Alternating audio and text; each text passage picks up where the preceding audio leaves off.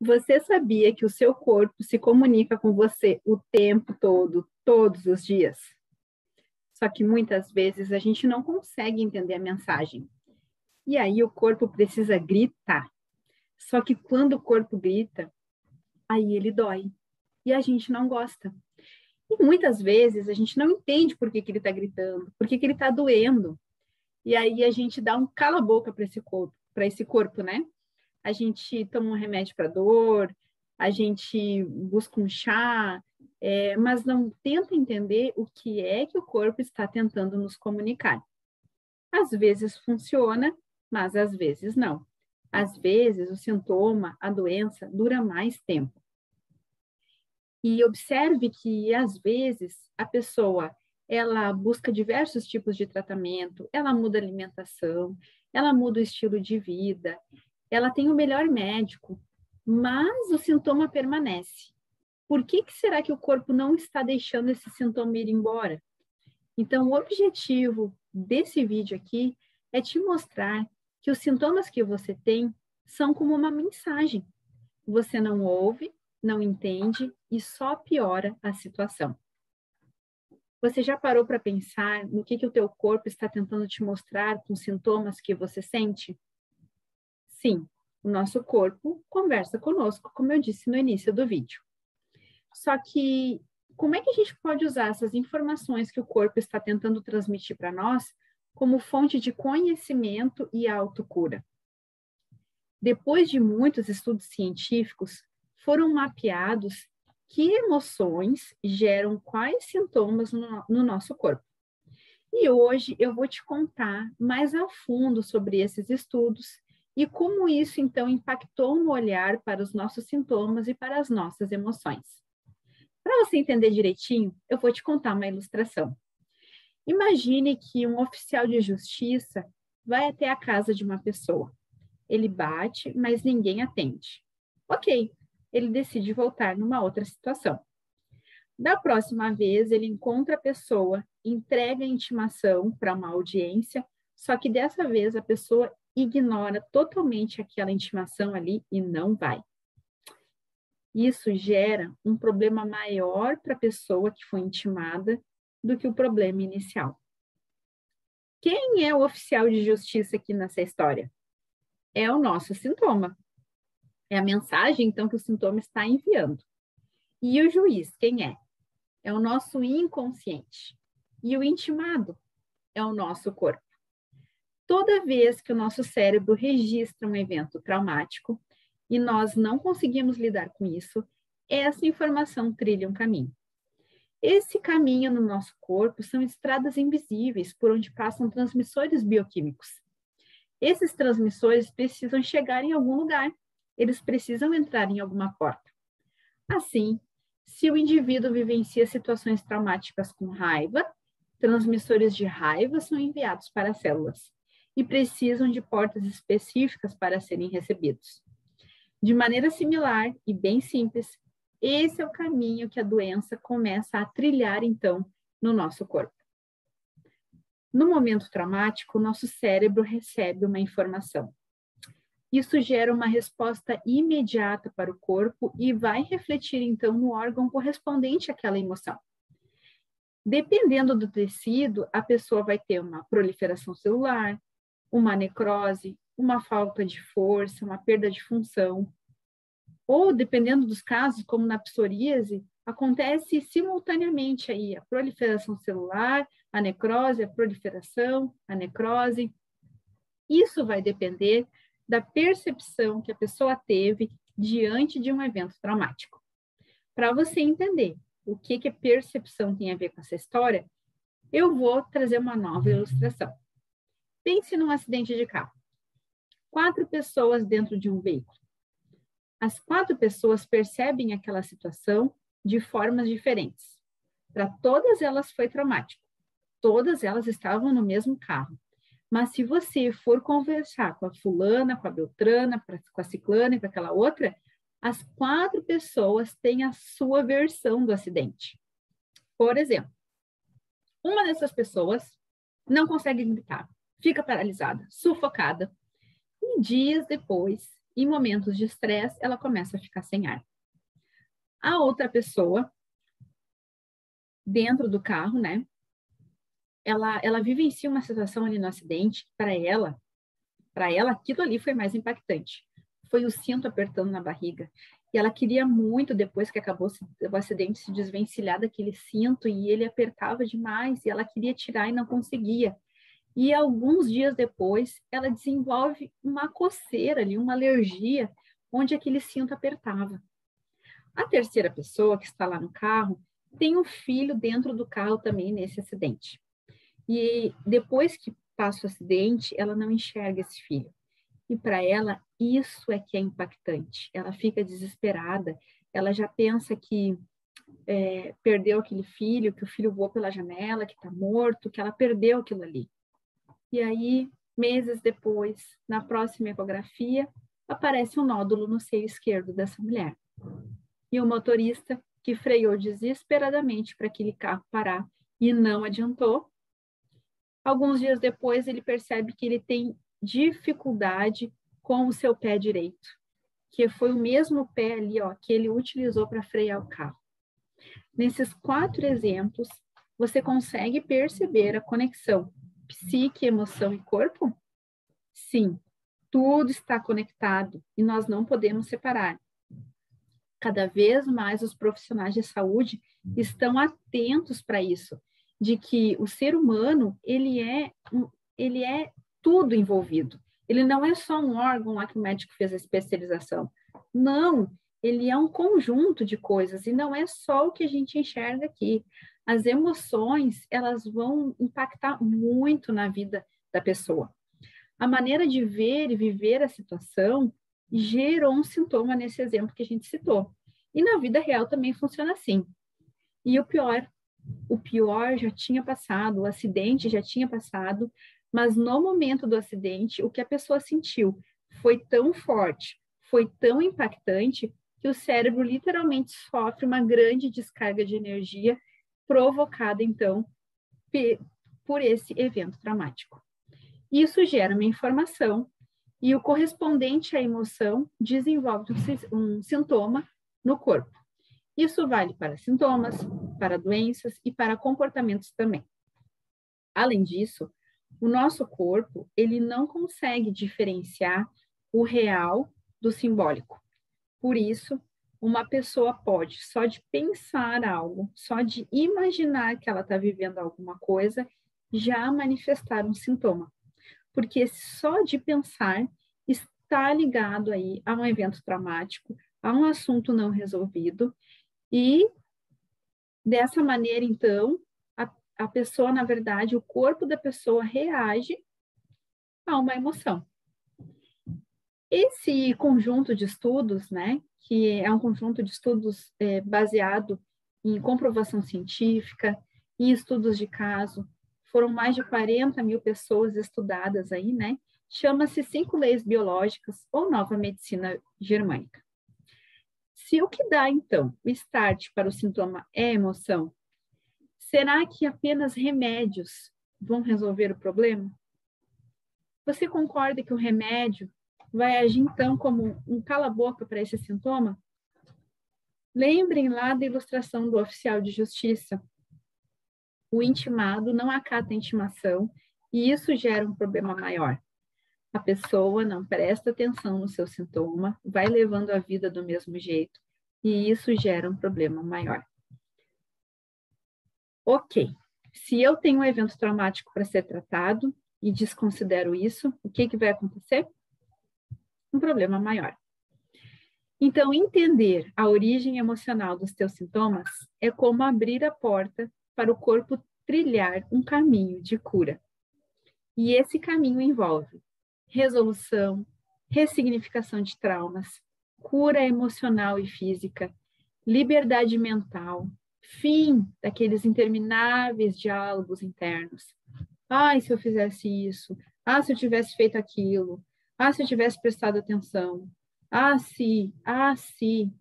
Tudo isso faz a gente reviver e reviver os nossos traumas emocionais. E aí, mais dor o nosso corpo precisa, mais mensagem ele precisa.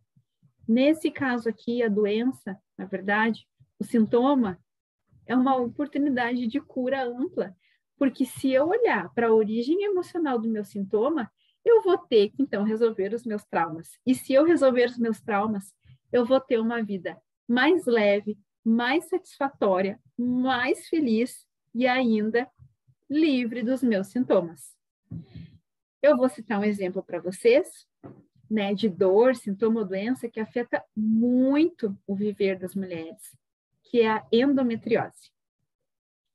A endometriose é uma doença que abrange uma emoção base, mas envolve muitos aspectos dentro de um contexto.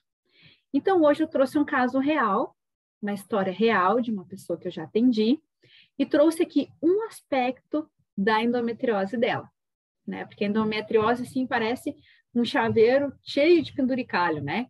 Porque a pessoa tem foco de endometriose no ovário, nas trompas, pode ter no intestino, no colo do útero, tem gente que tem até no nariz, né?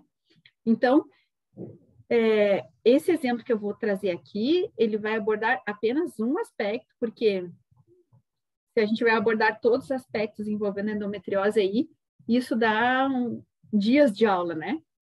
Então, vamos lá? Quando eu olho para a endometriose, eu vou olhar para o endométrio e vou olhar para o meu útero.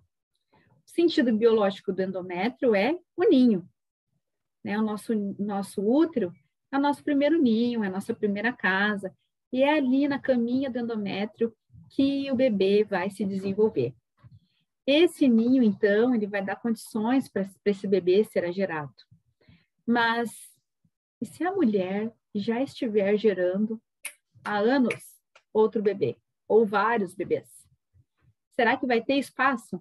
Será que esse ninho aí ele vai comportar uma nova criança?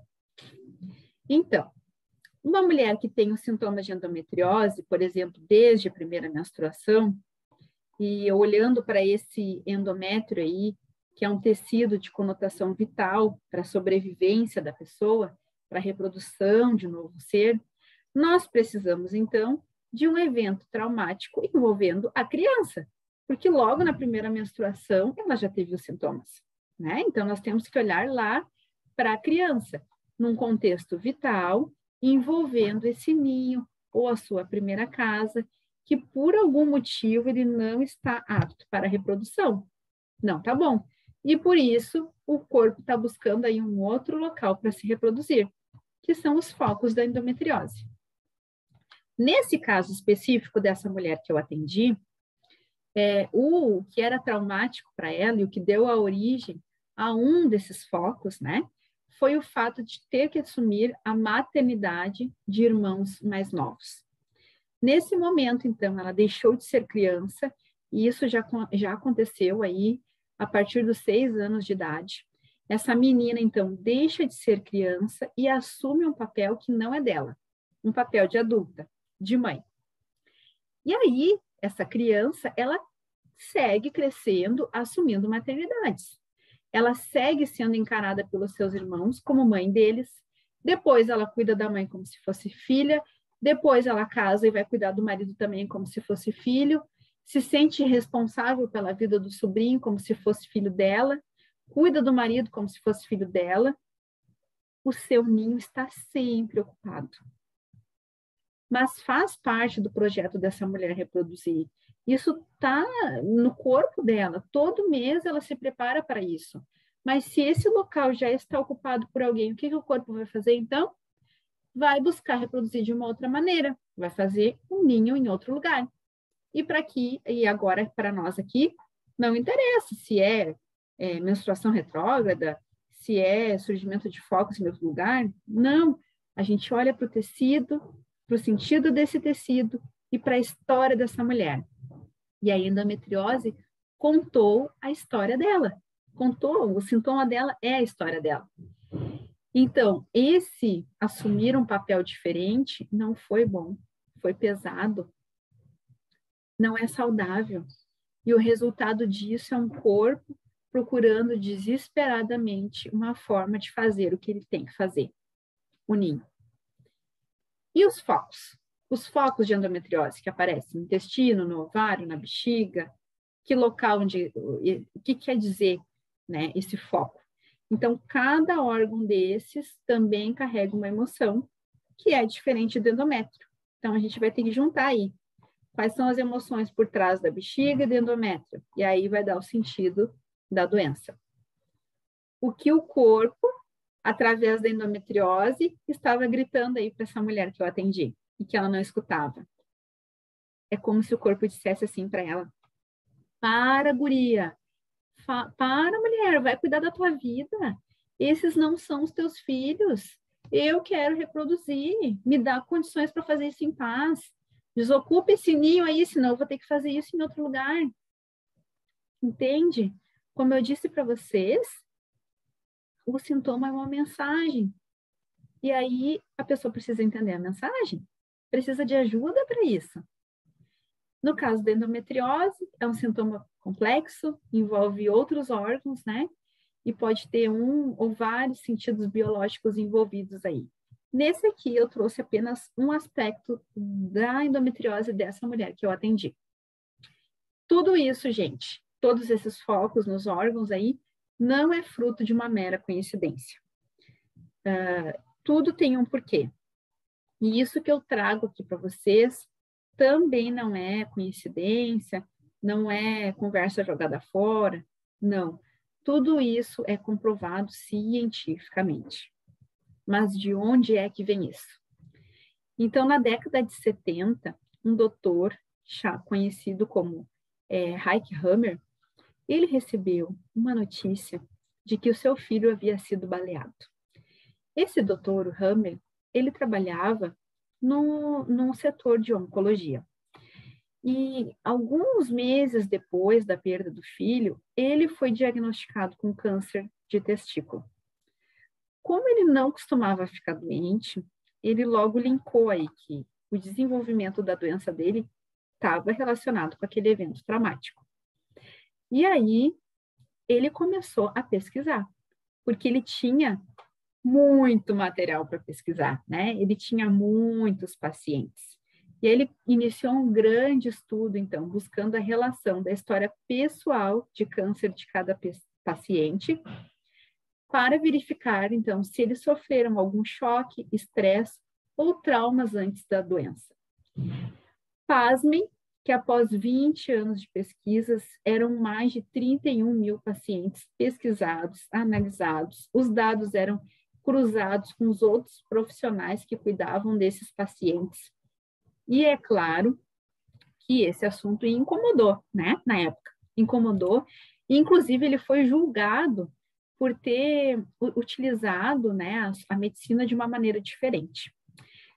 Olha que interessante, no processo, né, de julgamento dele, o promotor, ele trouxe 6.500 prontuários de pacientes, então, que tinham passado pela pesquisa do Dr. Hammer e pelos tratamentos alternativos que o Dr. Hammer propôs, então, para essa pessoa ressignificar os seus traumas e se ver livre dos seus sintomas.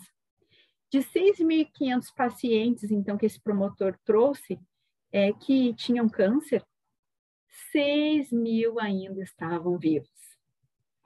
Até então, nenhum estudo havia sido investigado, né, como tendo, assim, a origem da doença no cérebro ou olhando para o papel do cérebro como mediador, então, entre psique e órgãos.